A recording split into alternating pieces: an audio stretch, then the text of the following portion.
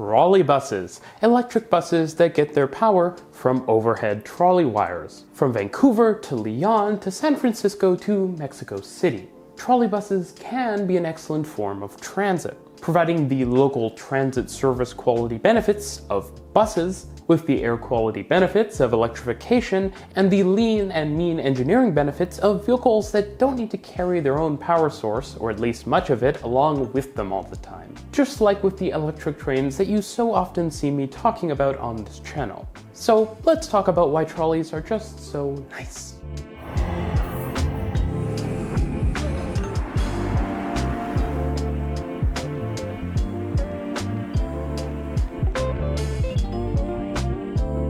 Now, I suppose I need to address the elephant in the room. A few years ago, I made a video known as Trouble with Trolleys, based on experiences I have had on the ground with trolley buses in my hometown of Vancouver, Canada.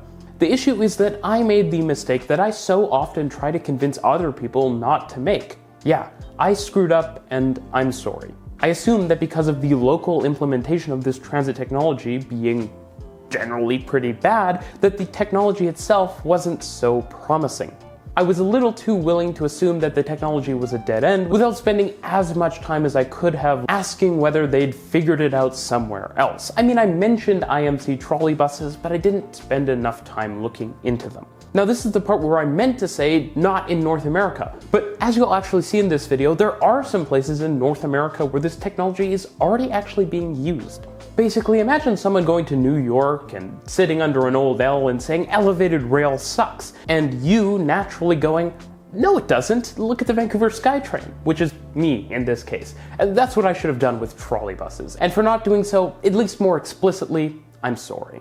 What's worse is that since we've last talked, a lot of negative stuff has happened.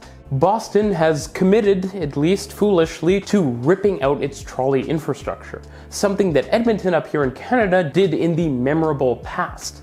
This is really bad. This fixed infrastructure that cities spent money on in the past can save cities money on transit into the future. In particular, the operations and maintenance money that cities are so often lacking. Now, I've mentioned before that I'm not opposed to battery electric buses, and one of the reasons I say that is because they're a cool way of converting capital dollars to potential operations and maintenance savings.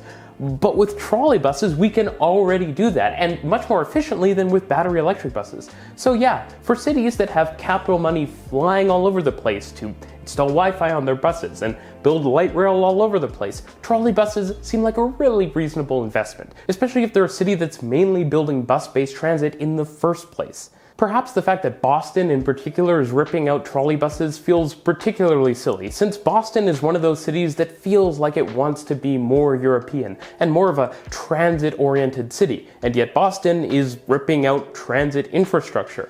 Bad, Boston. Bad. Now, before we dive into trolley buses in the future, it's worth reminding ourselves how trolley buses actually work.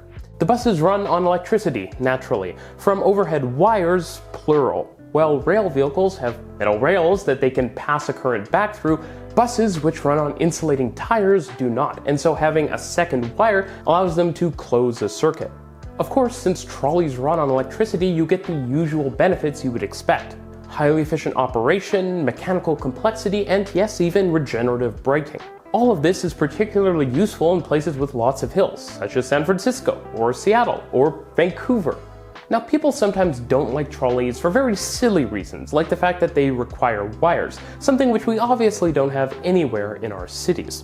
But truth be told, thanks to the modern wonder that is lithium-ion batteries, modern trolley buses need less wires than their historic counterparts. The costliest and most complex junctions on a trolley bus system can be replaced, since modern trolley buses can have batteries substantial enough to take them farther than just down the block, which is a great way of building an efficient trolley bus network that has overhead wires along long straight sections where you need it, but doesn't necessarily have them at every single depot where they become more of a hindrance than a help. One issue that does come up frequently with trolleys, and I brought this up in my previous video, is dewiring. But fortunately for modern trolleys, and indeed modern trolleys with batteries, this is less and less of an issue. For one, you can avoid the kind of complex intersections with battery electric trolley buses that would cause a lot of dewiring in the past. And of course, if you do dewire, you don't have to necessarily panic and jump out of your bus in the middle of traffic to bring the trolley poles back onto the wires. Since you have a battery, you just drop the poles down, drive to the next convenient place, and put the poles back up. And what's actually nice is that modern trolleybus systems can actually have automatic rewiring systems, which basically feature these slots, they're not that complicated, that allow the bus to align itself and then pop up the trolley poles in a place where there's a thing, that catches them and puts them onto the wires, making rewiring a cinch without having to get out of your bus again and mess with some wires holding on the trolley poles. This tech can already be seen in places like Lyon, unsurprisingly. And again, while it traditionally meant carrying an onboard diesel generator, which kind of sucked, now you could just have batteries on your bus, and so you have the same simplicity and benefits of an electric trolleybus architecture. As you can probably tell, IMC or in-motion charging for trolleybuses is a really powerful thing, since you can actually be doing something useful while you're charging, besides just sitting in the bus. You can be in motion. This of course makes a lot of things that were historically difficult with trolleys much better. Again, in Vancouver, a lot of trolleybus routes have diesel buses running on the express services. The reason for this is largely that trolleys are effective when you need to start and stop a lot. Starting is easier when you have external electric power, and stopping is more efficient when you can save that power and put it back into the grid. You can, and Vancouver does indeed, have some express trolley wires to allow for express trolleybuses, but this gets complicated with multiple sets of wires on one street, which does start to be a lot, and because you have to have trolleybuses weaving back and forth. Well, fortunately, with IMC, this isn't really necessary. You can imagine a local express corridor, like the Broadway corridor in Vancouver, which is among the busiest bus corridors in North America, where the local buses operate on trolley wires, and the express buses simply charge, operating as local buses headed in the other direction. So if you look at a single bus, you have it run local when heading in one direction, charging up the batteries, and then run express very efficiently, since it doesn't need to make many stops, headed in the other direction before reconnecting to the wires and charging to go back out. Unfortunately, Vancouver doesn't seem to be moving in this direction with the electric buses it's already procured, and that's really unfortunate. Even if you just took a standard battery electric bus, it doesn't seem like it would be all that tricky to just fit it with trolley poles, and then use those trolley poles to charge it when it's in motion. No need to build nearly as much expensive charging infrastructure when you already have so much of it all over the place. Perhaps you can build it at suburban terminals where it doesn't already exist, but most of these buses are probably already going to interact with the trolley infrastructure that exists already, and so at least half of your route probably doesn't need a new charging point.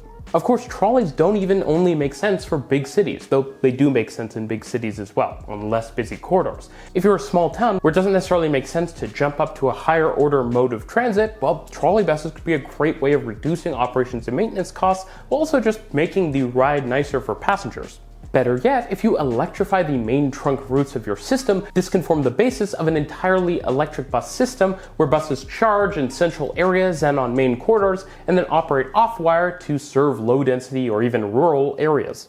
Now, some people actually asked in the comments of the last video, did trolleys make sense in inclement weather? And the reality is, like almost every transit electrification technology, Alstom APS, wire-free trams being one of the few that I can think of that doesn't, trolleys work fine in wintertime. Of course, super snowy weather can be a problem, but that's not because the trolley wires can't handle snow. There's such thing as de-icing liquid for trolley wires and ice shoes that knock the ice off as a trolley goes by, but simply because buses are big, heavy vehicles, and no matter what your bus is powered by, it's probably going to struggle a bit in snow. That said, when you put your power supply external to your bus itself, it doesn't limit you as much with the amount of power you can put down through your wheels. And so trolley buses can again be a great option, especially when you're doing a lot of hill climbing. Of course, there's also a benefit in hot places, since you can turn the AC up without getting a huge diesel bill and, polluting your city.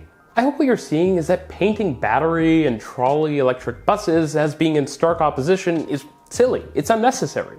Trolley technology augmented with batteries is the natural evolution of electric buses and trolley buses into one technology. And yes, as battery tech continues to mature, this is only going to get better, with lighter, higher capacity batteries that can be made with more environmentally friendly and ethical chemistries. In fact, LFP batteries are already starting to be widely deployed, and LFP doesn't include any cobalt, which is one of the major minerals that has a lot of ethical issues with its extraction. A sort of amazing case study to look into is Dayton, Ohio, a rather small town that's pretty famous among North American transit people for having trolley buses. Dayton has led on the idea of IMC trolley buses in North America, despite being a small city. Perhaps even more interesting, its fleet uses a combination of a German-made powertrain, very nice, and American-made bus shells to provide high-quality IMC trolleys that can go a really long distance off of wire, even with older battery technology. Which shows again that even a small city can be really on the ball and innovative with this stuff. Of course, you can even bring this together with new innovative ideas about buses more broadly, like BRT, which can sometimes be heavily grade separated to provide a rapid transit level of experience. Another great place to look at is Switzerland, naturally, and there will be more videos about Switzerland coming soon, so make sure to subscribe down below for lots about that. Switzerland has Hess trolley buses, which are probably most famous for their bi-articulated tram-style trolley magnificence, which is really nice. Brisbane in Australia is actually going to be getting some Hess buses, but won't be using the super convenient in-motion charging capabilities of them. I hope you've learned a thing or two about trolleys in this video, and that, along with me, you consider re-evaluating your thoughts on various transit technologies, and questioning whether the technology is bad or whether your city's implementation may not just be up to snuff. Taking a maximalist approach is a good thing to consider. Thanks for watching, and I'll see you in the next one.